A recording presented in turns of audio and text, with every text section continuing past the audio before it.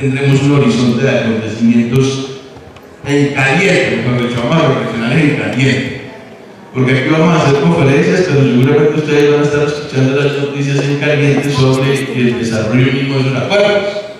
Por eso quiero motivar el hecho de que esta cátedra está muy empapada, siempre lo está. El semestre pasado, cuando era el calentamiento global, sigue presente. Ya les dije que el último informe es el hecho de que en 2015 hubo mucho calentamiento global. Pues ahora también el tema que es el de la paz, pues está en vivo la paz. ¿Verdad? Que ánimo, mis queridos estudiantes, junto con el IPASU y el equipo de profesores que atiende sus cátedras, vamos a trabajar muy articuladamente para que saquemos el máximo provecho a las conferencias que se tematizarán. Ustedes tendrán toda la temática, que se tematizarán de acuerdo con estos contenidos de los acuerdos de paz. Si me permite, de una vez podemos leer los temas para que ustedes lo han leído seguramente, pero los temas de la misma cátedra vamos a arrancar de una vez anunciándolos para que nos motivemos con todos los temas, y yo paso detrás de unas reflexiones para el día de hoy. Entonces, si me permite, yo les puedo leer. ¿Dónde está el plegable? Entonces, aparte de la introducción de hoy, que es una introducción filosófica sobre la paz, tenemos el tema próximo, que es el tema de la memoria. Ustedes saben que todo conflicto hoy en día es ya analizado no solamente bajo la perspectiva de sus causas materiales, sino bajo la perspectiva de la memoria. ¿Con qué está más asociada la memoria en un conflicto y en una guerra? Con las víctimas. O sea que se debe conservar la memoria, no taparla sobre los conflictos y las guerras, porque hay que proteger todo lo que sufrieron las víctimas. Si se mantiene la memoria viva, las víctimas mantienen su reivindicación para que les sean indemnizadas moralmente, materialmente, todos los daños que se les pudo causar. Todas esas poblaciones que fueron desplazadas, tanto despojo que hubo, cuánta gente sufrió, cuántas personas, cuántos ciudadanos colombianos sufrieron despojos, cuántos sufrieron daños en su propia vida. En los últimos 50 años, ustedes saben que fueron 220.000 personas las que fueron muertas en medio de tantas guerras como en Colombia. ¿Hay que olvidarlas? No, por el contrario, hay que reivindicar su memoria. ¿Cuántas personas fueron secuestradas? 24.000. ¿Cuántas personas sufrieron desplazamiento? A ver, ¿cuántas personas sufrieron desplazamiento en los últimos 50 años? Sufrieron desplazamiento no menos de 6 millones de colombianos, no menos. Es decir, estamos hablando de entre 6 y 8 millones de colombianos que padecieron una cosa terrible. Ya que lo maten a uno, lo vieron, es terrible, pero también hay mucha gente que le quiten el sitio donde uno ha vivido y con el que guarda un sentimiento grande de pertenencia. Queda uno sin su tierra, queda uno sin su lugar. Ahí hay un desgarramiento profundo. Pues bueno, cuando hablo de memoria es porque hay que reivindicar la memoria sobre esos casos para poder reivindicar las propias víctimas, ¿cierto? Asimismo tenemos la temática de la educación y el orden social. Entonces, para vincular todo esto de la paz con la educación. Luego tendremos el 15 de septiembre la temática por parte del profesor de la Universidad Estatal Juan Carlos Amador, seguramente ustedes lo conocerán, que va a hablarnos sobre la pedagogía de la paz, es decir, cómo debemos nosotros convertirnos en pedagogos de la paz.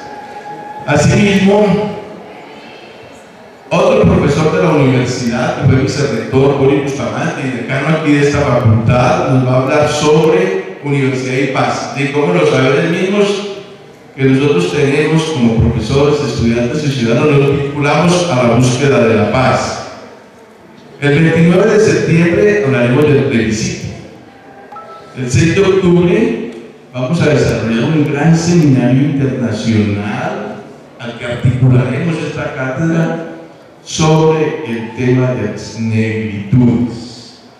Ustedes saben que en las nuevas reivindicaciones políticas, ideológicas y culturales está también el tema de las minorías étnicas, el tema de las negritudes y el tema del género. Esos temas no los tenemos que vincular. Nosotros este semestre vinculemos el de negritudes a esta temática de la paz. Posteriormente, Marieta Quintero, que es otra profesora de esta facultad, muy competente en estas materias, nos hablará de toda esta nueva problemática que ha surgido, que es educación para la paz. ¿Cómo educamos a los niños, a los jóvenes, en términos de la nueva realidad de la paz? Posteriormente, Francisco Barbosa, que es un jurista asesor de las negociaciones en La Habana, que ha estado cerca de ello, nos va a hablar de los alcances internacionales de los acuerdos de paz. Ustedes saben que ese acuerdo de paz sí es aprobado por el plebiscito. Si no es aprobado, sí nos fregamos, no sé qué va a pasar. Pero si es aprobado y sigue adelante el acuerdo de paz, ¿cuál es el paso siguiente después del plebiscito? ¿Saben cuál es? Convertirlo en tratado internacional. ¿Qué acuerdo hubo en La Habana? Que primero dice ese plebiscito y luego, pues el acuerdo lo aprobado y luego, de aprobado, pasaba a hacerse un trabajo de convertirlo en tratado internacional. Porque en el derecho internacional y sobre todo en los convenios de Ginebra, que es donde se regula lo que se llama el derecho de gente, o sea, el derecho de la guerra. ¿Sabe que el derecho de la guerra es toda una problemática? Porque mientras los guerreros se dan mal a la otra gente, hay que protegerla. Entonces, el derecho de guerra es para proteger a los que intervienen en la guerra, pero también para proteger a los que participan en la guerra, para que no los torturen o no los acribillen por fuera de combate. Uno de esos acuerdos de 1947 en Ginebra, Suiza, contemplaba para estimular a los combatientes a que hagan la paz. ¿Qué consideraba eso? Hombre, si hacen la paz, eso puede tener categoría de tratado internacional. ¿Para qué es un tratado internacional? Pues para blindar más la paz, o sea, para asegurar más la paz, porque si usted está haciendo una guerra con otro y hace un tratado internacional y hace un tratado para llegar a la paz, si adquiere categoría de tratado internacional, pues no lo puede fácilmente al interior de cada país, no lo puede sencillamente desconocer. El tratado internacional obliga a las partes y solo tendrían que denunciarlo si quieren que no esté vigente. Pero si una guerra interna se sella mediante un tratado de paz, puede convertirse en tratado internacional y así obligar a todo el mundo a que se mantenga en esa paz y no devolverse. Entonces el paso siguiente es convertirlo en tratado internacional. Entonces este joven profesor nos va a ilustrarles a ver sobre esos alcances internacionales de los acuerdos de paz en Colombia, luego de lo cual el 20 de octubre, no, el 3 de noviembre, hablaremos sobre uno de los puntos importantes que habrá que desarrollar después de aprobada la paz, que es la participación política y la ampliación de la democracia. ¿Qué es la participación política? Pues que un acuerdo de paz es para participar en política. Entonces ahí se discutirá todo lo que tiene que ver con un estatuto de la oposición, que se proteja a la oposición, a las fuerzas alternativas, y que los ex insurgentes puedan participar en política en la perspectiva de una impulsión de la democracia. Luego el 10 de noviembre meteremos junto con la paz los temas de género. El 17 de noviembre vamos a hablar de un tema importante que es el territorio, porque la paz en Colombia, si quiere ser paz real, se debe llamar paz territorial. Ustedes observen el conflicto fue en zonas distintas del país, o sea, se convirtió en un conflicto muy territorial. Pues la paz debe ser territorial, debe haber un desarrollo importante y una democratización importante, en las zonas que fueron más azotadas por la violencia. El 24 de noviembre estudiaremos todo lo que tiene que ver con la comunicación social y la consolidación de la paz. De manera que allí tendremos un amplio repertorio de temáticas en la perspectiva de la paz. ¿Sí o no, queridos profesores y queridos estudiantes? Eso es lo que se ofrecerá este semestre, y vuelvo al cuento inicial, puesto que tiene que ver mucho con la realidad nacional palpitante. Vamos a trabajar con mucho entusiasmo para convertirnos nosotros también en personas capaces todas de esclarecer el contenido de esa paz a nuestras familias, a los colegas, a los compañeros, etcétera. Pero eso sí, estudiando con toda seriedad, como corresponde al ambiente académico y científico, pero también crítico de una sociedad. Ya que dije esto, la línea bajo la que se inspira esta cátedra es, lo acabo de decir, académica, científica, democrática y crítica. Esa línea quiere decir que tiene que tener un comportamiento y un lenguaje propio de la academia, científica en el sentido de siempre estar abiertos a las verdades. Científico quiere decir que uno tiene que hacer proposiciones que se prueben y que hay que debatirlas. Si son falsas, pues hay que debatirlas y construir nuevas verdades abiertas. Democrática, que es mediante la discusión y el diálogo. Y crítica, que uno tiene que estudiar siempre toda esta temática social y política bajo la perspectiva de ¿qué quiere decir crítica en la ciencia, en el conocimiento? Bajo la perspectiva de poder transformar las situaciones. Eso quiere decir crítica, y ese es el espíritu con los que trabajamos nosotros. Que si uno analiza el poder, sea justamente para transformarlo y democratizarlo. Si estudia la realidad social, sea en la perspectiva del poder, cuestionar las relaciones que existen, no establecer ya todo como si estuviera descubierto, sino que hay que transformar las situaciones. Con esto les doy la bienvenida entonces a los profesores y a ustedes, queridos estudiantes y queridos estudiantes, a esta cátedra. Como corresponde a esta primera sesión, me voy a permitir instalarla con una conferencia que no será larga, sino voy a hacer lo más breve posible como conferencista, para poder desarrollar algunos puntos que abran el horizonte a las siguientes conferencias. Procedo pues, ya no como director del IPASU, sino como conferencista, a pergeñar, a enhebrar, a articular algunas reflexiones que a mi parecer validan mucho la perspectiva de la paz y no de la guerra en Colombia. Por eso la he llamado el valor filosófico de la paz. Procedo a eso. ¿Por qué el valor filosófico? Porque bajo distintas miradas del pensamiento social moderno se puede defender la paz en vez de la guerra en Colombia. Yo no soy, como conferencista, como profesor de acá, un defensor porque sí de la paz, no. Eso depende de las circunstancias históricas. Hay ocasiones en que cabe defender lo que algunos denominaban, incluso los cristianos iniciales, la guerra o la resistencia justa. Hay ocasiones en que contra un tirano que aplasta al pueblo, hay que defender una guerra con motivos nobles, una guerra con motivos justos. ¿Cuántos pueblos no se han levantado contra un tirano? Y allí habría que defender la guerra desde el punto de vista filosófico como válida normalmente. Pero aquí se trata hoy de defender la paz en términos del gran pensamiento de la filosofía moderna bajo distintas perspectivas. Por donde se le mire podemos defender los valores tanto morales como pragmáticos de conveniencia de la paz en Colombia.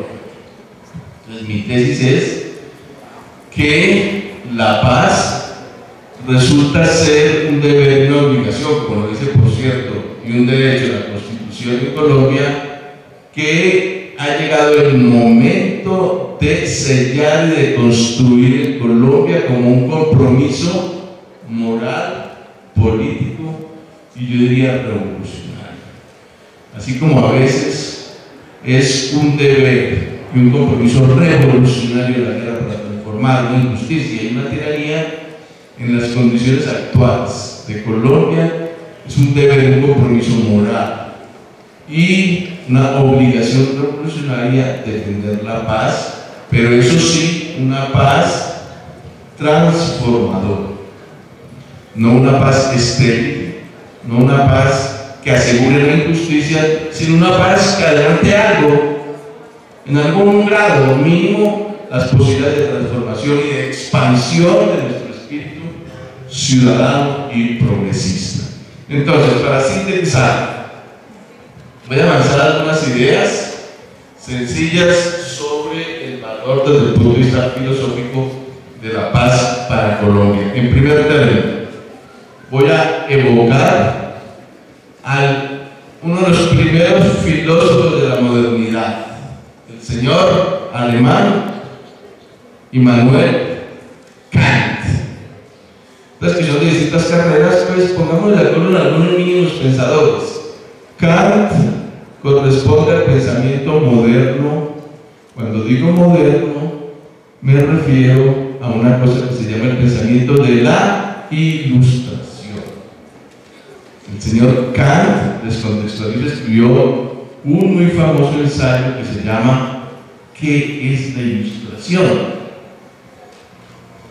Me estoy refiriendo a un señor que vivió en Alemania por allá en la época en que en Francia se adelantaba la Revolución Francesa, o sea, 1780, 1790, por esos tiempos escribió él y dijo, ¿qué es la ilustración? ¿Y saben qué respondió él a propósito de qué es la ilustración? Pues la ilustración es el imperio de la razón, del progreso, de la ciencia, y es el momento en que la razón se puede expandir, rompiendo las supersticiones y los pensamientos mágicos supersticiosos, y se puede imponer con una consigna que dijo ahí, sapere aude, es decir, atrevámonos a pensar. Con ello, ¿qué quería decir? Pues atrevámonos a estudiar, atrevámonos a pensar, y no nos quedemos en la oscuridad de la ignorancia.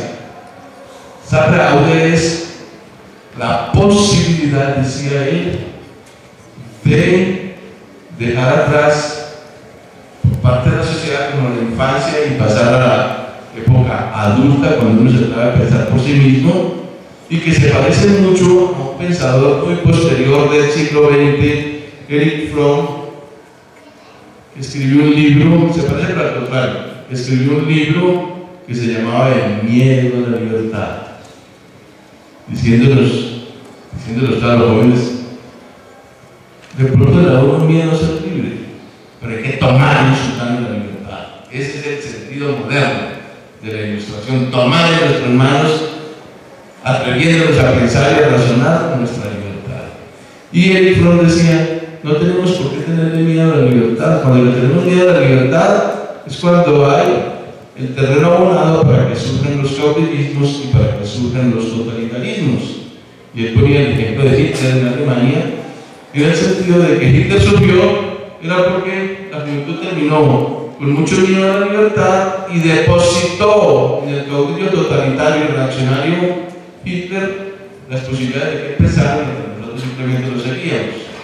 Entonces el señor Kant escribió atrevámonos a pensar. Ese es el sentido clásico de la ilustración moderna.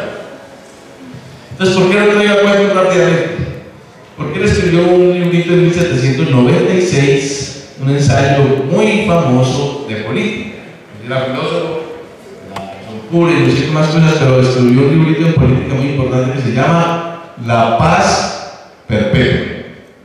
Immanuel Kant, en 1796, escribió un librito que se llama La paz perpetua, para responder desde la filosofía. A veces le sonaba la flauta para responder a la pregunta de por qué se multiplicaban tanto las guerras, y sobre todo las guerras religiosas en Europa. Se mataban mucho entre protestantes y católicos. Entonces digo, voy a razonar por qué es necesaria la paz. Entonces, dos cositas simplemente sobre la paz las voy a tomar como de un pensamiento muy moderno y muy ilustrado como el de Kant. Una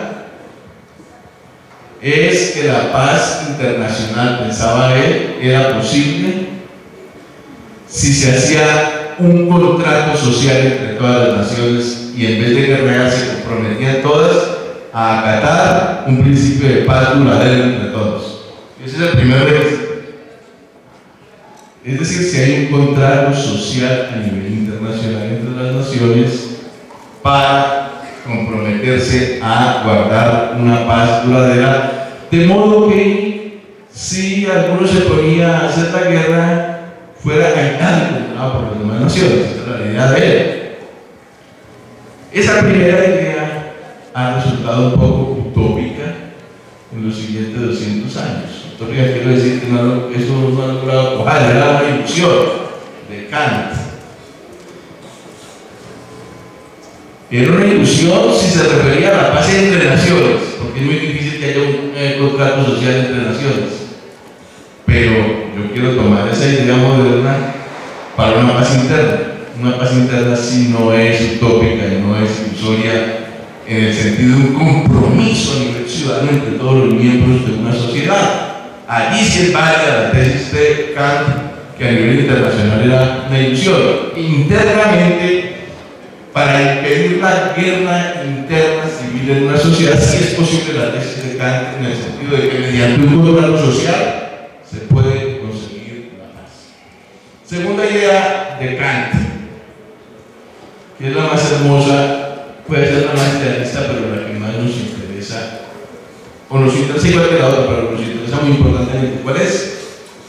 Que finalmente, para que la gente se pudiera mantener duraderamente en la paz que se necesitaba, que fuera asumida por parte de todos los que contrajeran un contrato social como un imperativo moral.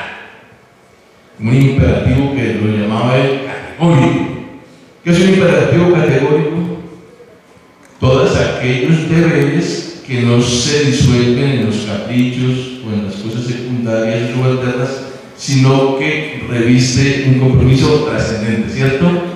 Como por ejemplo compromisos que tengan que ver con el respeto al otro. Los derechos humanos son un imperativo. Entonces, ojo con esta idea. En Kant, la idea moderna de paz es que la sumamos como un imperativo moral, no simplemente como una cosa que conviene o no conviene. Entonces, allí ya se vuelven más fuertes las posibilidades de paz. Si nosotros internamente asumimos la paz como una convicción y no como una simple circunstancia de tiempo, como una convicción muy fuerte. Entonces, ojo. Estas dos ideas desde el punto de vista filosófico las quiero resaltar desde 1796, que yo creo que pueden alimentar desde el punto de vista filosófico el deber moral de la paz. Una, la segunda que acabo de decir, imperativo o convicción moral acerca de la paz en vez de la guerra. O sea, que la guerra es la cierta como que está violando mi convicción moral. Y dos, que es posible, porque a partir de esa convicción moral la asumimos como un compromiso con los demás, no solo como un compromiso conmigo mismo. La convicción moral es un compromiso con mi conciencia, pero el contrato es un compromiso con nosotros. Me comprometo a mantener unas relaciones pacíficas con nosotros. Entonces, esas dos ideas me parece a mí que modernamente inspiran lo que puede ser la defensa moral de la paz.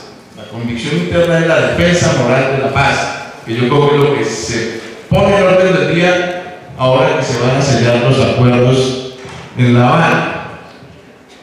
En segundo término, entonces me inspiro filosóficamente para defender la paz en el otro concepto, el contrato social, pero no internamente, no internacional. que es el de Rousseau, Elena. El de Rousseau, que es la idea del contrato social. Entonces, la idea de Kant para defender la paz es la convicción moral, ¿cierto? Y la idea de Rousseau es el contrato social. ¿Qué es el contrato social? Sencillamente, yo voy a hacer algunas consideraciones generales y no más. ¿Qué es el contrato social? El contrato social, pues obviamente, la idea del contrato social es un acuerdo entre todos para poder establecer una autoridad frente a la cual renunciamos a un poquito de libertad, pero para que la autoridad nos garantice la libertad de todos, para que no venga otro y me acabe, me oprima y me avasalle. Entonces, por eso elegimos un Estado. Entonces, la idea del contrato social es una idea ficticia, eso no existe en la realidad, pero es una ficción que nos sirve para defender la posibilidad de que haya un Estado en el que nos pongamos de acuerdo. Un Estado que modernamente no puede ser sino un Estado democrático, ¿cierto? O sea, que la forma actual de renovar esa idea del contrato social es bajo la posibilidad de un Estado democrático que nosotros mismos nos encarguemos. Uno, de constituir, y dos, si se porta mal, de criticar, de cuestionar y de cambiar. Creo que ese es otro punto importante que nos sirve fundamentalmente para defender hoy la paz. ¿Por qué? Porque hemos vivido 50 años o incluso 60 años con un conflicto. Y un conflicto es lo contrario de un acuerdo, ¿cierto? Un conflicto es lo contrario de un contrato social.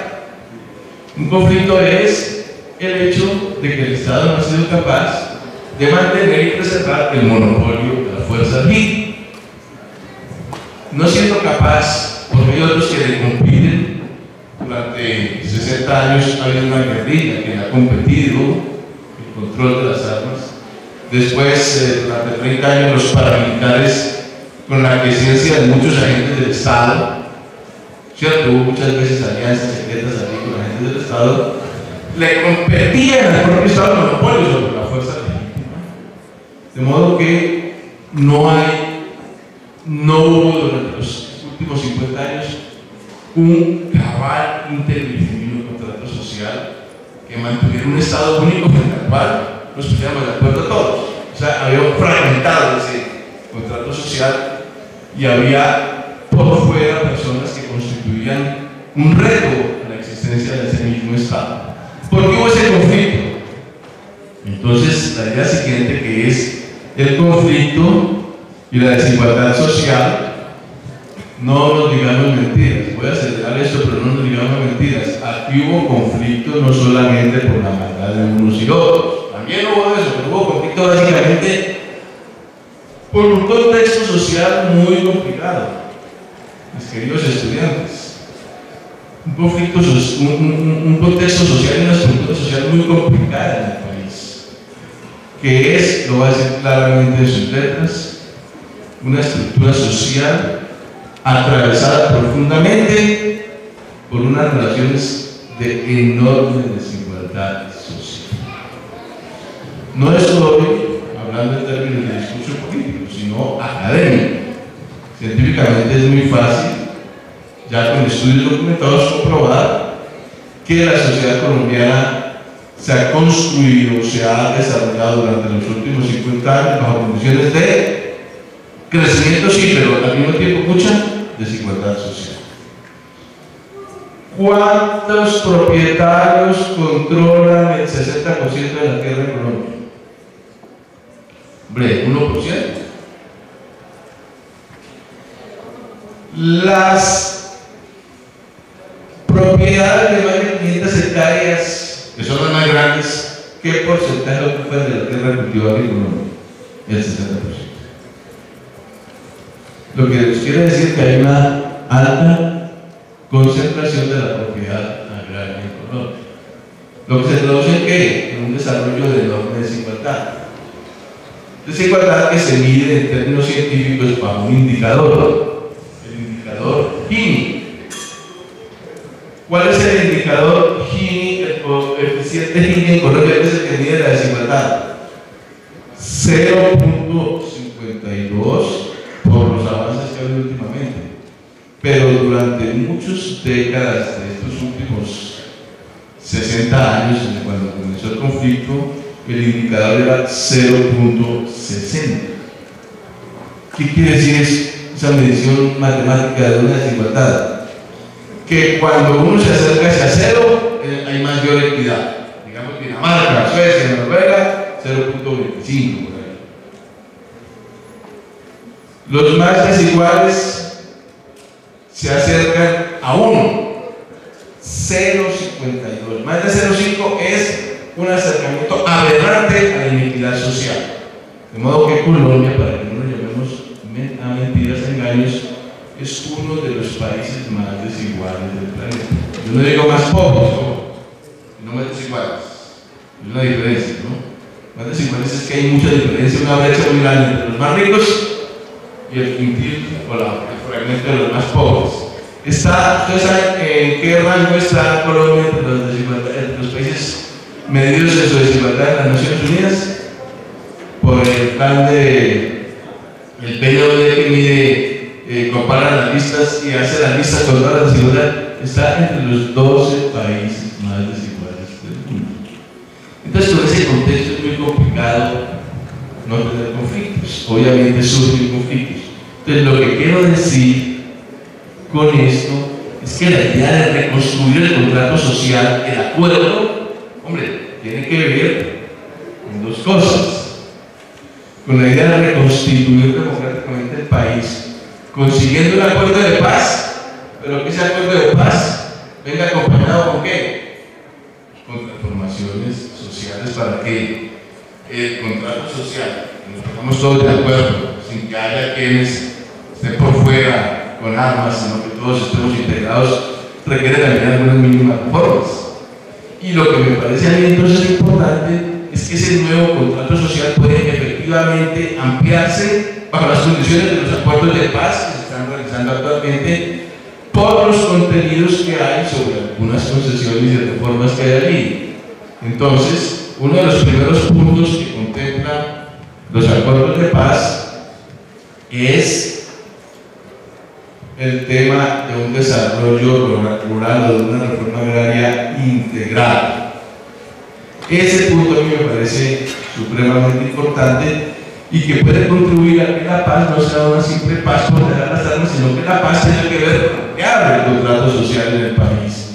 Un contrato social en el que nos pongamos de acuerdo todos en torno a las normas y principios de derechos humanos que establece una constitución por la colombiana, pero que también, hombre, tenga ciertas mejoras sociales en un país completamente. Yo no me hago ilusiones en el sentido de que esta paz traiga pues una completa justicia, pero sí que dé elementos para unos ciertos desarrollos mayores en la dirección de un poquitico mayor equidad social, con todas las reformas que deben hacerse en materia de tierras, con las zonas especiales agrarias, con el banco de tierras, con la titulación y alguna mínima, concesión de tierras a campesinos sin tierra y sobre todo con la restitución de tierras a los despojados. Allí pues hay un elemento que remito al principio segundo que dije que era el del contrato social. En esa perspectiva podemos ampliar democracia social con un poquitico de mayor justicia con democracia política, que significa, en este caso de la paz, la transformación de los insurgentes ¿en qué? En fuerza política, con lo que se genera la democracia. O sea, creo que hay una oportunidad, es controversial.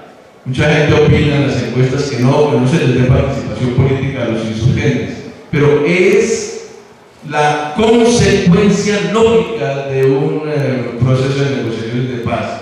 Esto es la posibilidad, entonces el otro principio de Clausewitz, que lo pongamos al revés, la posibilidad de que de la guerra se pase a la paz, que significa que de la guerra se pase a la política, pero por otros medios. ¿Cuál fue el principio para explicar la guerra por parte de este pensador? Y por eso doy otro dato filosófico, que la guerra era A ver, aprendamos el principio definitorio de Clausewitz. La guerra es la continuación de la política por otros medios. O sea, las guerras no se dan por azar, porque se busca el poder.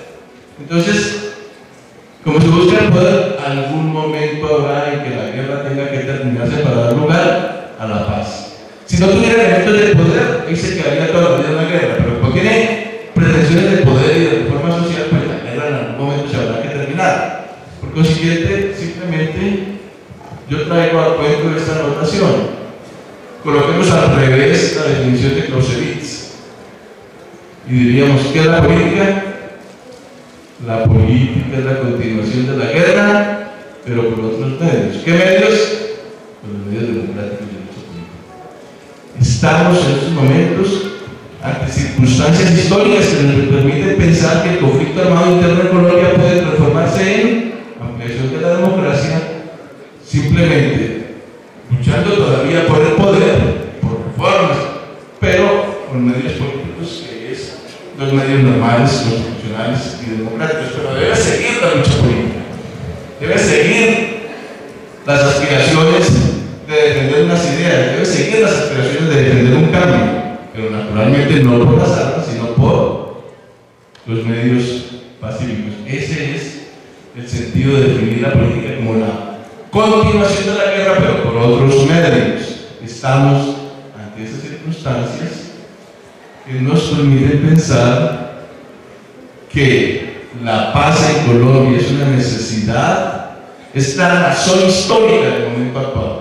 Así como en otros momentos un pueblo oprimido puede decir la razón histórica de la guerra es luchar contra una tiranía, ahora en Colombia la razón histórica es luchar por la paz para una ampliación de la democracia y de la equidad social. Primero, y con esto concluyo, porque se trata, hablo de la paz, de un valor moral en el sentido de una convicción interna que es lo que debo hacer. O sea, una convicción interna, diría Kant en términos de imperativo, es lo que yo debo hacer y le digo a los demás que se puede hacer. O sea, yo no pongo como ejemplo matar, ¿cierto? Sino que le puedo poner como ejemplo a los otros, que le puedo poner como ejemplo la paz. Entonces, primero, porque es un valor moral que me implica a mí una convicción interna de mi conciencia y al mismo tiempo es una posibilidad de entenderme en términos de reconciliación con el otro. Levinas, un pensador francés de origen lituano, decía en el siglo XX: el otro es con el que me tengo que entender, pero más allá, del que además puedo ser responsable. Entonces yo voy a también esa otra posibilidad de valor moral, reconciliarme con el otro en términos de que no solamente lo comprendo, sino también en el sentido de que puedo comprometerme a ser responsable también del otro en unas condiciones obviamente democráticas y no de sometimiento ni de él frente a mí ni del caso mío frente a él. En tercer lugar, en términos pragmáticos, porque es conveniente la paz en Colombia. En términos económicos, hay estudios de planeación que indican que al menos en un punto crecería el Producto Interno Bruto en términos económicos en el país si hay paz en vez de todo lo que se gasta en la guerra. En términos de conveniencia, hombre, porque mínimamente hay una cosa que se salva, y es que no habrá tanta destrucción de las condiciones productivas, de las condiciones de vida humana, de fuerza humana, como lo hay en una guerra como la que se ha desarrollado durante los últimos 50 años. También en términos pragmáticos, con eso termino, es decir, primero dije en términos morales, dije en términos también morales por consideración con el otro, considerarme y convivir con el otro, y dije en términos prácticos porque económicamente conviene, y en últimas en términos pragmáticos, lo que puede hacerse, lo que puede convenir, porque durante 50 años de conflicto ninguno de las dos partes puede derrotar a la otra. Y cuando una de las dos partes no puede derrotar a la otra y sigue en los años sin derrotar la una a la otra, ¿qué queda? La solución negociada de la guerra interna, de modo que ninguno de los dos se sienta vencedor, pero tampoco se sienta vencido. Cuestión esta que es la que me parece puede estar abriéndose como una posibilidad real ahora en las negociaciones que se celebran entre el gobierno y las FARC en La Habana, cosa que me parece a mí, cuando yo termino, desde el punto de vista de estos razonamientos filosóficos generales, una gran posibilidad para el país en los términos de una verdadera reconciliación entre nosotros, los colombianos, pero que al mismo tiempo cumpla con mínimos estándares de equidad social en Colombia, un país altamente inequitativo. La paz está asociada con una obligación moral en Colombia, pero también con un deber de convivencia y con unas posibilidades de desarrollo social. Con eso termino estas primeras reflexiones que seguramente darán lugar en todas las conferencias posteriores a desarrollos particulares que nos permitirán a ustedes y a nosotros profesores ampliar nuestros conocimientos sobre esta temática tan interesante como es el del conflicto que debe dar lugar después a la paz en Colombia. Gracias.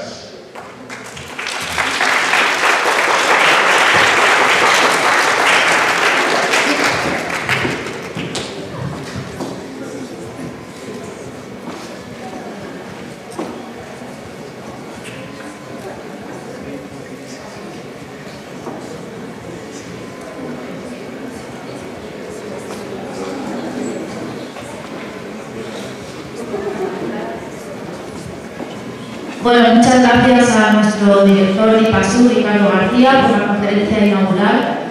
Agradeceros a vosotros por estar aquí. Me presento, que no he tenido la oportunidad en el inicio. Yo soy Elena Zuniega, la asistente académica de IPASU, y estaré acompañándoos todo este semestre. Para cualquier duda que tengáis o aclaración podéis poneros en contacto con nosotros en la página web de IPASU. El vídeo de todas las conferencias estará colgado en la página. Hoy lo vamos a transmitir en directo, pero pues, hemos tenido un problema logístico y al final no se ha podido realizar. Esperamos que las próximas salgan según lo esperado. La semana que viene, en 8 días, de nuevo de 4 a 6, vendrá el conferencista Ignacio Lacasta. Él es doctor en Filosofía del Derecho de la Universidad de Zaragoza. El tema de la conferencia será memoria histórica. Y bueno, para otros temas que trata el IPASU, también estamos todos los domingos en la radio de 11 a 12 de la mañana con diferentes temas de actualidad.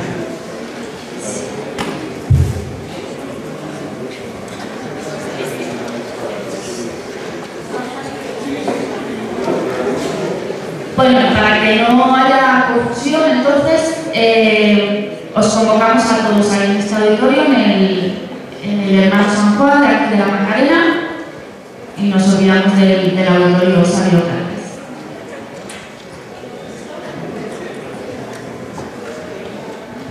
Pues muchas gracias a todos por venir y eso es todo por hoy.